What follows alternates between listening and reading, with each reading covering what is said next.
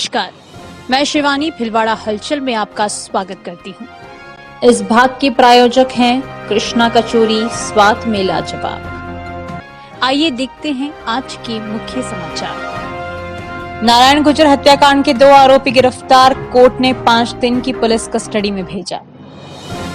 सट्टा बाजार से लगा रहे हार जीत का गुणा भाग, भिलवाड़ा में बीजेपी उम्मीदवार का भाव तेज। भिलवाड़ा का पहला ऐसा मंदिर जहां हर मंगलवार को निःशुल्क भोजन, संकट मोचन हनुमान मंदिर में आज से शुरू हुई शुरुआत। नरेगा में 1 मई से बदल जाएगा समय। चित्तौड़गढ़ पुलिस ने 2 स्थानों पर पकड़ा डोडा चूरा, 2 गिरफ्तार।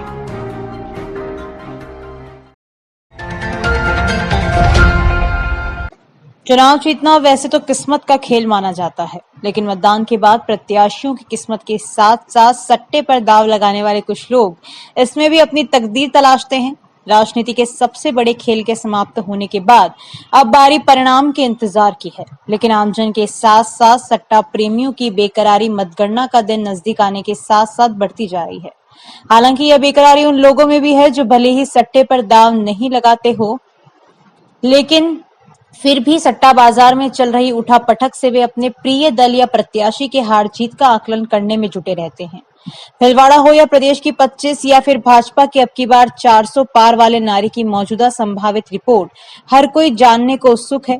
वहीं स्थानीय स्तर पर जांच पड़ताल में सामने आया कि फलोदी सट्टा बाजार को ही ज्यादा प्रामाणिक माना जाता है, जिसे समर्थक व सटोरी हवा का रुख पहचानने की जुगत में लगे हैं। भिलवाड़ा लोकसभा सीट पर भाजपा के दामोदर अग्रवाल 80-90 पैसे और कांग्रेस के सीपी जोशी 1.10 रुपए का भाव है। लोकसभा चुनाव को लेकर मतदान हो चुका है, प्रत्याशियों का भाग्य ईवीएम में कैद है, लेकिन दिलचस्प बात यह है कि इन सीटों की मतगणना 4 जून को होनी है। इसलिए हर कोई जानना चाहता है कि प्रदेश में किस पार्टी को कितनी सीटें मिल रही है, बीजेपी और कांग्रेस को कितनी कितनी सीटें मिलने जा रही है। प्रदेश में 2014 और 2019 के लोकसभा चुनाव में भारतीय जनता पार्टी और उसके गठबंधन ने 25 की 25 सीटों पर कब्जा किया था। राजस्थान में लोकसभा चुनाव खत्म होते ही फलोदी सट्टा बाजार ने बीजेपी की टेंशन बढ़ा दी है। फलोदी सट्टा बाजार के मुताबिक 25 में से 18-20 सीटों पर बीजेपी मजबूत स्थिति में है, जबकि बाकी सीटों पर बड़ा उलटफेर देखने को मिल सकता है।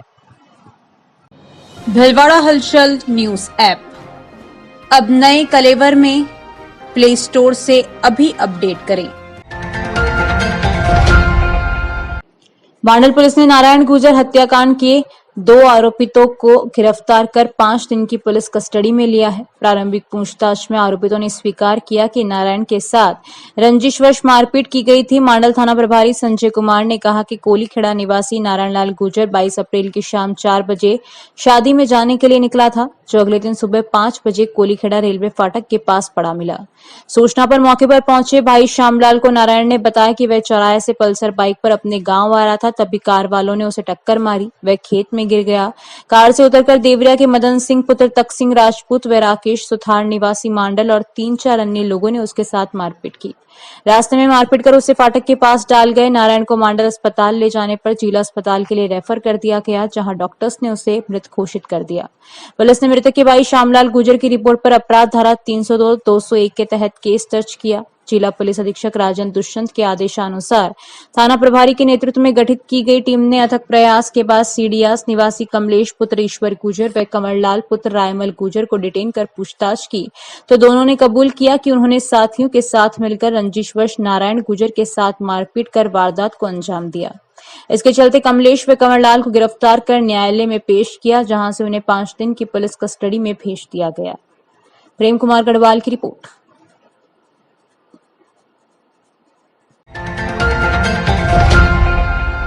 महात्मा गांधी राष्ट्रीय ग्रामीण रोजगार गारंटी योजना अंतर्गत चल रहे कार्यों पर निर्धारित की गई समयावधि में भीषण गर्मी को देखते हुए राज्य सरकार के निर्देशानुसार मनरेगा योजना अंतर्गत 1 मई से 15 मई तक कार्यों का समय तुरंत प्रभाव से प्रातः 6 बजे से मध्याह्न 1 बजे तक निर्धारित किया। समस्त कार्यक्रम अधिकारी नरेगा एवं लाइन विभाग में मनरेगा योजना अंतर्गत कार्यों को नवीन समयानुसार करवाने के निर्देश दिए हैं।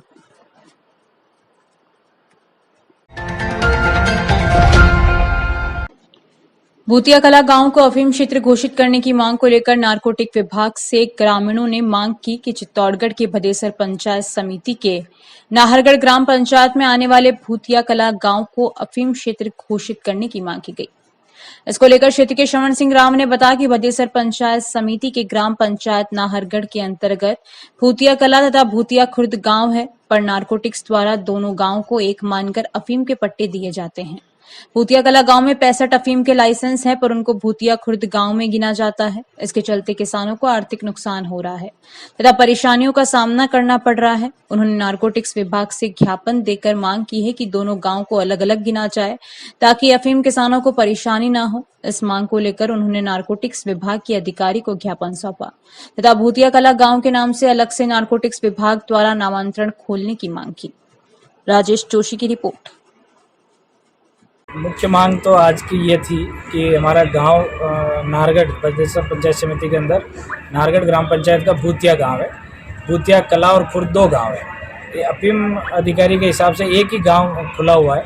एक गांव में हमारा अभी तक भूतिया कला में जो अफीम के हिसाब से नारकोटिक्स ने गांव खोला हुआ नहीं है, लेकिन वहाँ पर 65 लाइसेंस है।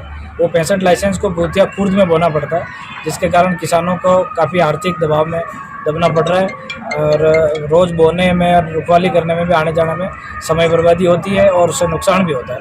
तो आज हमने अफीम अधिकारी जी से बात करके और निवेदन किया है कि भूतिया कला गांव को भी ओपन किया जाए, जिससे 65 काश्तकार को अपनी खेती करने में सुविधा हो सके। पुलिस ने जिले के 2 अलग अलग स्थानों से 47 किलो 200 ग्राम अवैध डोडा चूरा बरामद किया। चित्तौड़गढ़ में अवैध मादक पदार्थों के खिलाफ ऑपरेशन नारकोस जारी है। इसी के तहत जिले के पारसोली थाना पुलिस ने कार्रवाई करते हुए मोटरसाइकिल सवार से 25 किलोग्राम अवैध डोडा चूरा बरामद किया। इस मामले में 22 वर्षीय हिम्मत हजूरी को गिरफ्तार किया। तो वहीं जिला विशेष पुलिस टीम ने मंगलवार थाना क्षेत्र में एक शिफ्ट कार से 20 किलो 200 ग्राम अवैध डोडा चूरा बरामद किया तथा एक आरोपी को गिरफ्तार किया। इस मामले में मोरवन गांव के पुष्कर लाल को गिरफ्तार किया है। दोनों ही मामलों में एनडीपीएस के तहत मामला दर्ज किया गया है तथा पुलिस आगे की कार्रवाई में जुटी है। राजेश जोशी की रिपोर्ट। जानकारियों का सिलसिला यूं ही जारी रहेगा। अभी लेते हैं एक छोटा सा ब्रेक। भीलवाड़ा हलचल न्यूज ऐप अब नए कलेवर में प्ले स्टोर से अभी अपडेट करें। आईफोन पर भी जल्द उपलब्ध। Mobile number 7737741455। भीलवाड़ा हलचल @gmail.com।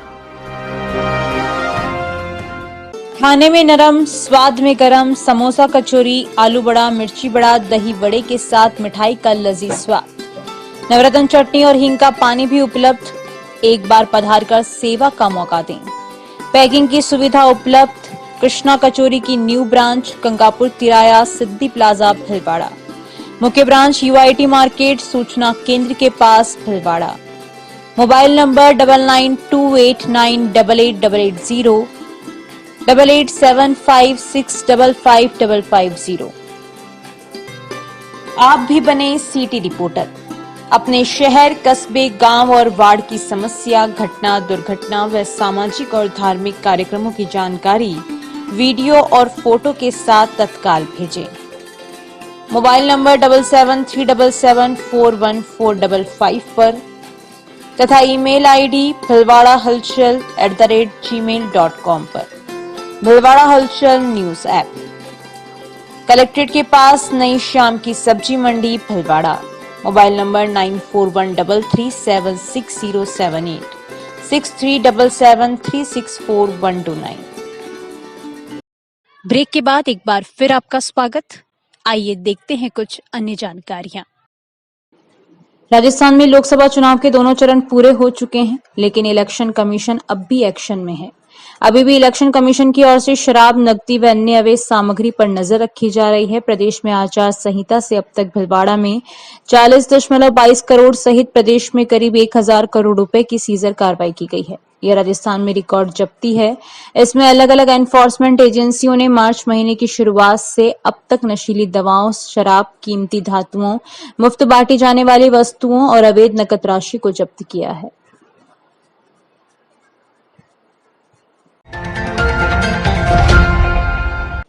भीलवाड़ा जिले का संकट मोचन हनुमान मंदिर पहला ऐसा मंदिर हो गया है जहां अब हर मंगलवार को जरूरतमंद को निःशुल्क भोजन उपलब्ध होगा। इसकी शुरुआत मंगलवार को महंत बाबूगिरी महाराज के सानिध्य में हुई है। संकट मोचन हनुमान मंदिर के महंत बाबूगिरी महाराज ने बताया कि श्री मुकेशानंद सेवा समिति के प्रकाश पोरवाल की ओर से 1 वर्ष के 52 मंगलवार को निःशुल्क भोजन की सुविधा जरूरतमंदों को उपलब्ध करवाई जाएगी। इसकी शुरुआत आज की गई। भोजन में आज पराठे, 2 सब्जी, चावल और छाछ परोसी गई। शुरुआत में महंत बाबूगिरी के अलावा राधेश्याम चेचानी, गजानंद बजाज, प्रकाश पोरवाल, महावीर समदानी, प्रहलाद राय लड्ढा, देवेंद्र सोमानी, जगदीश प्रसाद कोकटा, राजेंद्र कचौलिया, सत्यनारायण मुंदड़ा आदि की मौजूदगी में की गई। इस मौके पर महावीर समदानी ने बताया कि पहले दिन जरूरतमंदों को बाजोट लगाकर अतिथि देवो भव की तर्ज पर खाना परोसा गया। उन्होंने बताया कि हर मंगलवार को प्रातः 10 बजे से दोपहर 12 बजे तक मंदिर परिसर में यह निःशुल्क भोजन व्यवस्था रहेगी। उन्होंने यह भी बताया कि आज शुभारंभ के मौके पर अन्य भक्तों ने भी इस तरह की सेवा करने का आश्वासन दिया है। जन्मदिन और पुण्यतिथि के मौके पर इस तरह की पेशकश की गई है। उल्लेखनीय है कि संकट मोचन हनुमान मंदिर में हर वर्ष कई कार्यक्रम होते हैं। इनमें हनुमान जयंती पर काजू कतली का भोग, दीपावली पर अन्नकूट, पोष पड़ा जैसे कई आयोजन होते हैं। काजू कतली व अन्य प्रसाद लेने के लिए लंबी कतारें लगती है। इस बार तो 3100 किलो काजू कतली का भोग लगाया गया। अगले वर्ष बढ़ते भक्तों की संख्या को देखते हुए इसे और बढ़ाने की संभावना है। संपत माली की रिपोर्ट।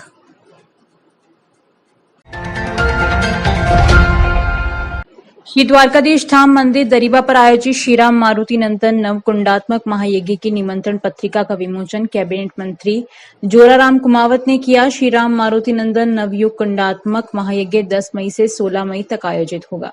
इसके लिए निमंत्रण पत्रिका का विमोचन महंत लक्ष्मीदास जी महाराज व समाज बंधुओं की उपस्थिति में सुमेरपुर विधायक, डेयरी व पशुपालन कैबिनेट मंत्री राजस्थान सरकार ने अपने क्षेत्र में किया। मंत्री महोदय ने बड़े भाव से निमंत्रण स्वीकार करते हुए धार्मिक आयोजन महायज्ञ का महत्व बताया। इस मौके पर महंत लक्ष्मीदास महाराज, पूर्व सरपंच भंवरलाल कुमावत, जिला परिषद सदस्य प्रतिनिधि गहरीलाल कुमावत, एडवोकेट शोभागमल कुमावत, लक्ष्मीलाल कुमावत, नारायण लाल कुमावत, प्रकाश कुमावत, पार्षद सत्यनारायण, प्यारचंद कुमावत आदि उपस्थित थे। अभी के लिए इतना ही। धन्यवाद।